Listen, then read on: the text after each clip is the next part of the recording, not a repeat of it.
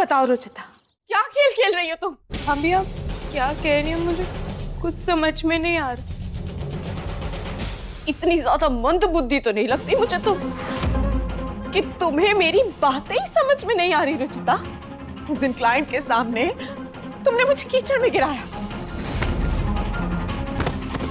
फिर पंडित भोग वाले दिन मेरा ही प्रसाद खराब करना, और उसके बाद प्रतीक जी के साथ डेट भी कैंसिल करा दी, और आज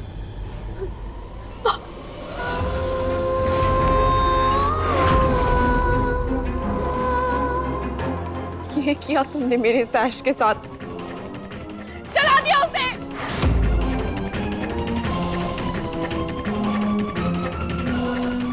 ये सारी बातों से यही पता चलता है रुचिता कि तुम्हें मेरी खुशियों से, मेरी रिस्पेक्ट से, और सबसे ज्यादा मेरी खूबसूरती, मेरे रंग रूप से जलन है तुम्हें।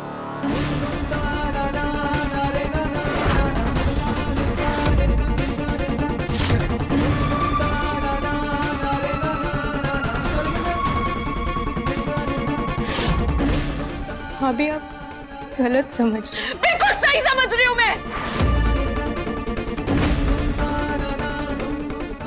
जानना चाहती हो तुम? चलो।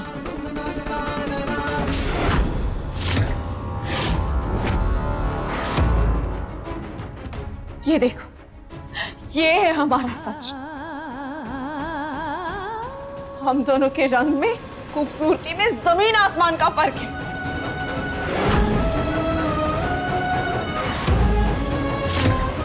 यही बात खटकती है ना तुम्हें रुचिता, इसलिए किया ना तुमने ये सब। लेकिन तुम कुछ भी कर लो रुचिता, तुम मेरी हर चीज जला के रख दो, लेकिन हम दोनों के बीच का ये फर्क कभी नहीं मिटा पाओगी। मैं हमेशा सुंदरी लगूंगी।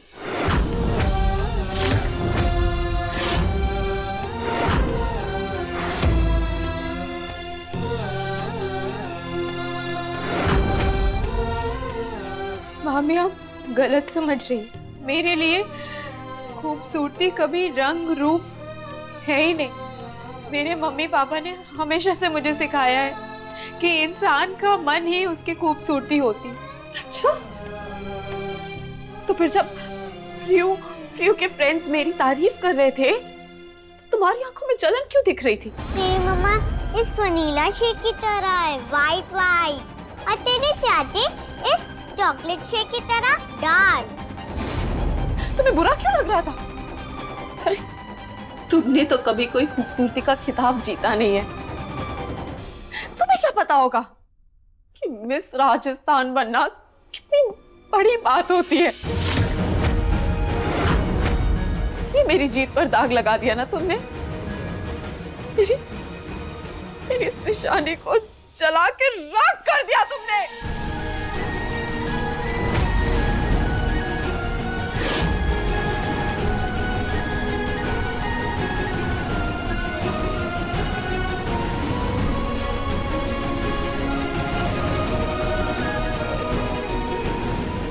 निहार,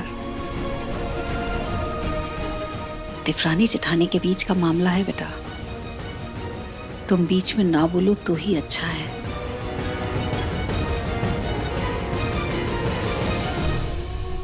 अभी मैंने जानबूझकर कुछ नहीं किया और ना ही कभी कर सकती हूँ, क्योंकि मैंने हमेशा से यही सीखा है कि ऊपरी खूबसूरती सिर्फ 4 दिन की होती, जिसको एक दिन तो ढलना ही है।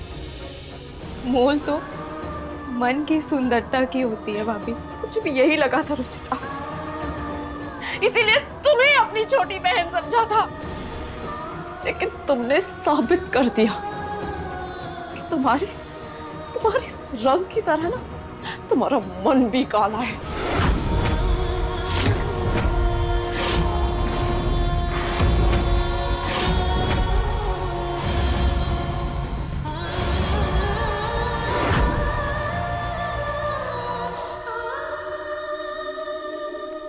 बिल्कुल इस काले रंग की तरह।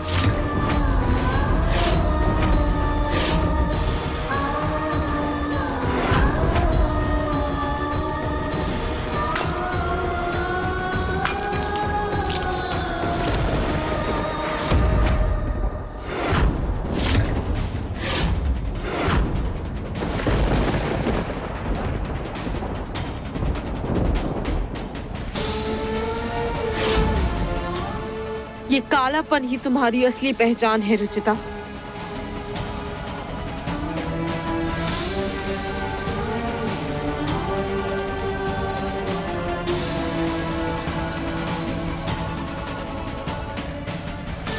ये पहनना तो तुम्हारा सपना होगा ना, तो आज मैं तुम्हारा सपना पूरा करती हूँ। कांग्रेट्स, तुम्हें मिलता है मिस काला मन ऑफ राजस्थान।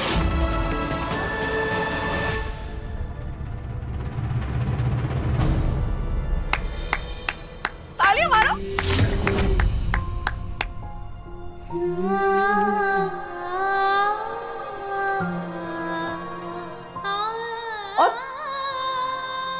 और एक चीज और, जिसका मन सुंदर नहीं होता ना, उससे कोई रिश्ता नहीं रखती।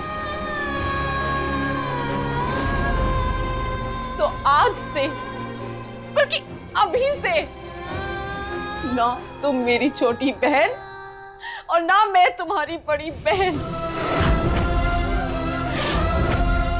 अब हमारे बीच में रिश्ता होगा केवल देवरानी जेठानी का।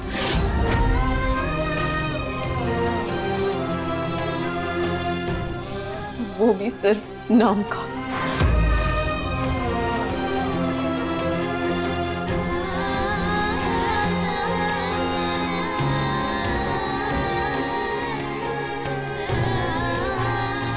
घर कम थिएटर ज्यादा बन गया है, रोज नए नए ड्रामे हो रहे।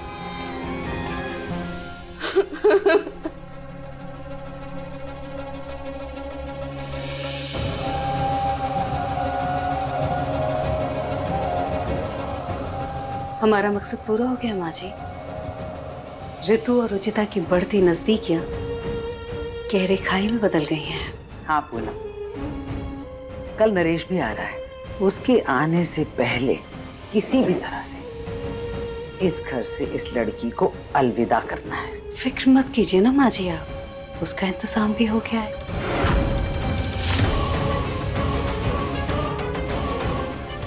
चंद घंटे बचे हैं उसकी विदाई के।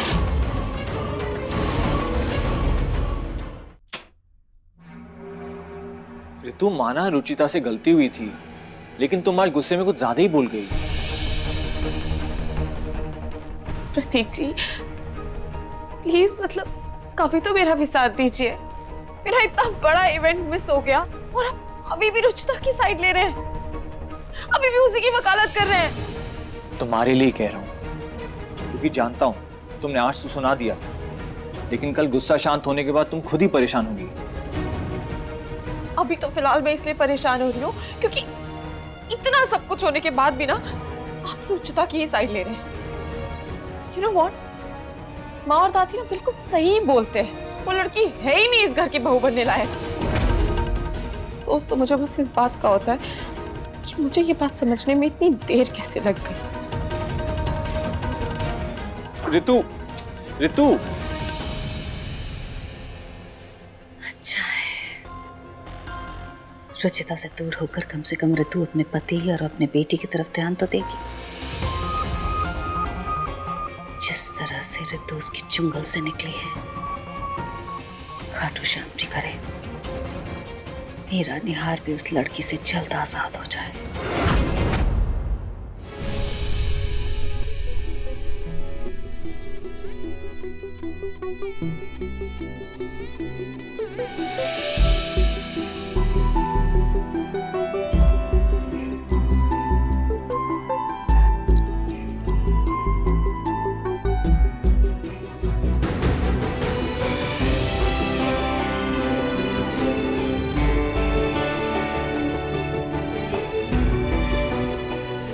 आई नो, आज भाभी ने कुछ ज्यादा ही ओवर रिएक्ट किया, मगर तुमने उनके किसी इंपॉर्टेंट काम की जिम्मेदारी ली थी तो अच्छे से करना चाहिए था। मैं अच्छे से ही कर रही थी आज, पता नहीं कैसे चल गया। इनफ यार, हर चीज को ये पता नहीं का टैग देना बंद करो। तुम्हारे साथ इतना सब कुछ हो जाता है और तुम्हें पता ही नहीं चलता कि कैसे हो गया।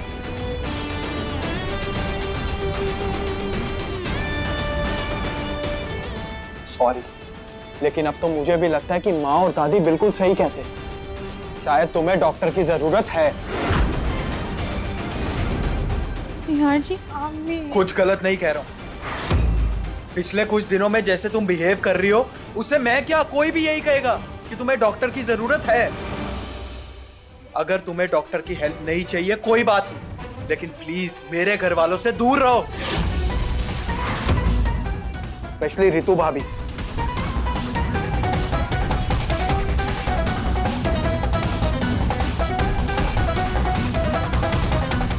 प्लीज मेरी बात को समझो। मैं अपने घर वालों को इस हालत में नहीं देख सकता। अगर तुम्हें कोई भी स्ट्रेस है या तुम्हें कोई भी हेल्प चाहिए तो मैं तुम्हारे साथ रहूं,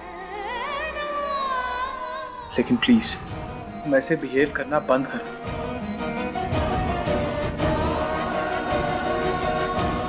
सब सही कह रहे हैं क्या?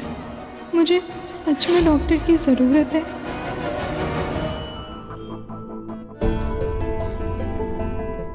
जो हो गया उसके बारे में सोचने से कुछ बदल नहीं जाएगा, तो फिर क्यों परेशान होना।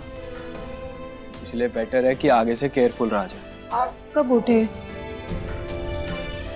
वो अचानक से नींद टूट गई थी मेरी। एनीवेज, नींद लाने का एक परफेक्ट सोल्यूशन है मेरे पास।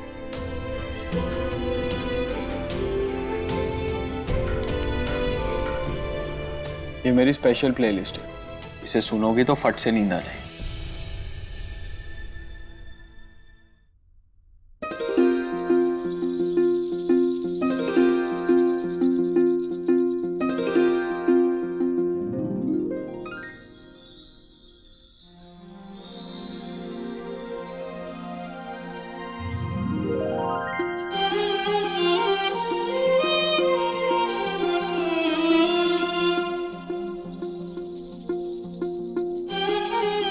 अब इसे सुनो और लेट जाओ।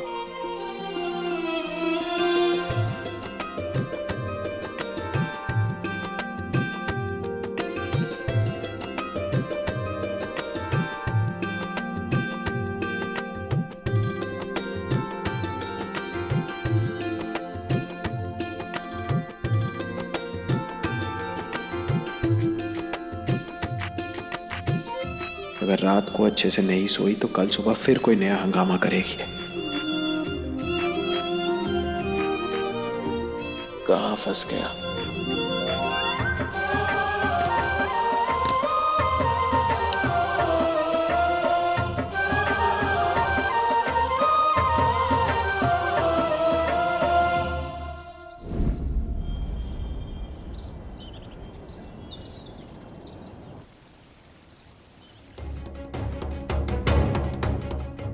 मुझे ना तुमसे एक जरूरी बात करनी थी। जी माँ कहिए। बहुत दिनों से मेरी फ्रेंड्स घर आना चाह रही हैं और मैं बहुत दिनों से उन्हें टाल रही हूँ, लेकिन इस बार तो उन्होंने जिद ही पकड़ लिया। और मैं समझती हूँ बेटा, तुम्हारे और ऋतु के बीच में जो चल रहा है ये सही समय नहीं है उन्हें बुलाने का, लेकिन इस बार मैं उन्हें मना नहीं कर पा रही हूँ। नहीं माँ, मना करने की कोई ज़रूरत नहीं है, आप उन्हें बुलाइए ना। इनफैक्ट अगर आपको कुछ स्पेशल बनाना है तो आप मुझे बता दीजिए, मैं बना दूंगी। कितनी समझदार हो तुम। अच्छा, तुम्हें वो वेज अंगारा बिरयानी बनानी आती है क्या? मेरी फ्रेंड्स को बहुत पसंद है वो, और वो वही खाना मांग रही हैं। अंगारा बिरयानी? हाँ, मेरे पापा को बहुत पसंद है, तो मैंने मम्मी को 2-3 बार बनाते हुए देखा है, तो थोड़ा आइडिया है। वैसे मैं इंटरनेट से पूरी रेसिपी देख के बना सकती हूँ। अच्छा ठीक है, जाकर तुम खाने की तैयारी करो, मैं उन्हें बुला लेती हूँ।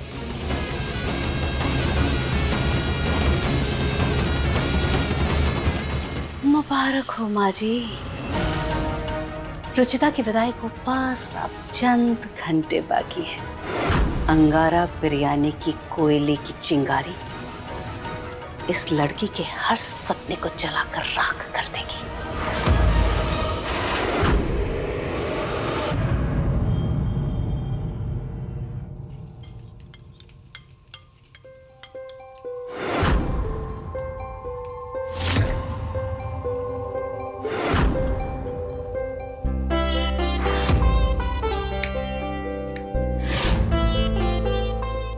अरे बैठो ना प्लीज, बैठो।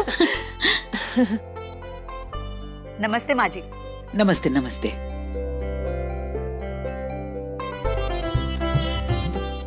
पूनम, मुंह दिखाई के बाद जो हमने भेलपुरी खाई थी तुम्हारे बहू की हाथों की, अब अंगारा बिरयानी के लिए इंतजार ही नहीं हो रहा है। तुम लोग बैठो, मैं देख कर आती हूँ।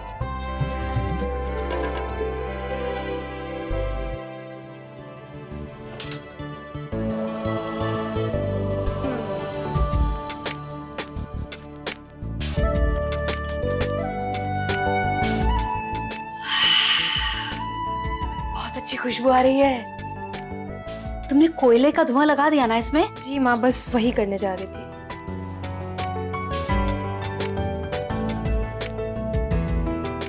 बहुत अच्छा। अच्छा, तुम बता रही थी ना कि तुम्हारे पापा को ये वाली बिरयानी बहुत पसंद है, तो एक काम करो ना, थोड़ी सी बिरयानी दीपक के हाथों भिजवा दो ना पापा के ऑफिस में। नहीं माँ, उसकी कोई जरूरत नहीं है। ऐसे कैसे जरूरत नहीं है? अरे उन्हें भी तो पता चलना चाहिए ना कि उनकी बेटी के हाथ में कितना स्वाद है। जाओ टिफिन निकालो और पैक कर दो। जाओ जाओ जाओ।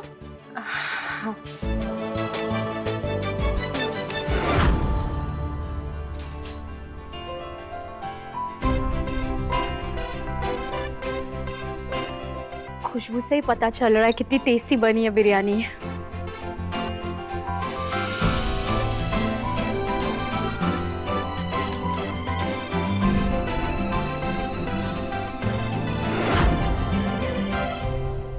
ये रुचि ने भेजा है? जी।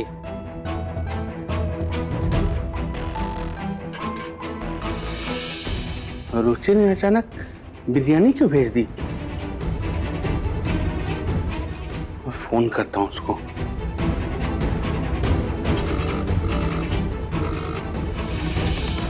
फोन भी नहीं उठा रही है। तो उसके ससुराल का खाना मैं ऐसे कैसे खा लूं? प्लीज मुझे माफ कर दीजिए। मैं वादा करती हूँ दोबारा कभी शिकायत का मौका नहीं दूंगी। पता नहीं ये उसने भेजने से पहले किसी से पूछा भी है या नहीं। कहीं वहां किसी को इस बात से तकलीफ ना हो। मैं ये वापस करके आता हूँ।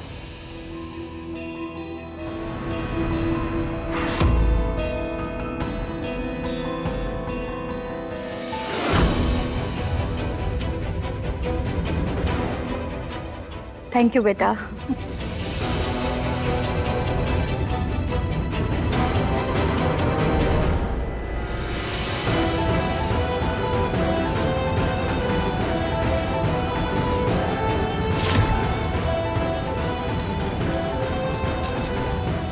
बेटा रुचिता, मेरी प्लेट भी लगा दो, मैं भी इन्हीं लोगों के साथ खा लेती हूँ।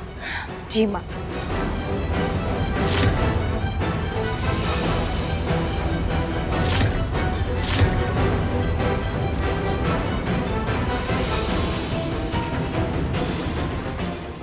थोड़ी सी बिरयानी दीपक के हाथों भिजवा दो ना पापा के ऑफिस में। जाओ टिफिन निकालो और पैक कर दो।